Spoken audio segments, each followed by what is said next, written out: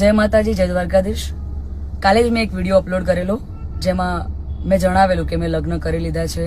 મારી રાજી ખુશીથી હું એમના જોડે રહું છું, એમના જોડે આવી છું. છતાં પણ અમુક લોકોએ સોશિયલ મીડિયામાં વિરોધ કરવાનું ચાલુ કર્યું છે, ધમકીઓ આપવાનું ચાલુ કર્યું છે, મારી નાખીશું, ઉપાડી જઈશું. બરાબર?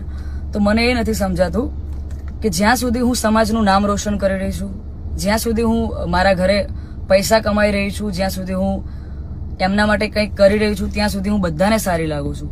જ્યારે મેં મારી લાઈફ માટે એક ડિસિઝન લીધું છે, એમાં હું ખોટી થઈ જાઉં છું, ખરાબ થઈ જાઉં છું. બરાબર?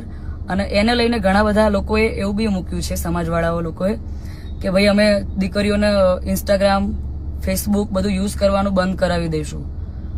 તો આ નિયમ ફક્ત દીકરીઓ માટે કેમ છે મને એ નથી સમજાતું. આપણા દીકરાઓ જ્યારે કોઈ બીજા સમાજની દીકરીને લઈને આવે છે ત્યારે આપણે બધું એક્સેપ્ટેબલ હોય છે.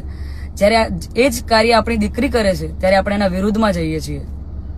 તો મને એવું લાગે છે કે અત્યારે તમે એકતા કરી રહ્યા છો, બહુ સારી વાત છે કે સમાજ એકતા કરે છે, પણ તમે લડવામાં નહીં, સમજવામાં એકતા કરશો તો વધારે સારું રહેશે. બાકી તો હું કાયદાકીય પગલાં લેવાની જ છું.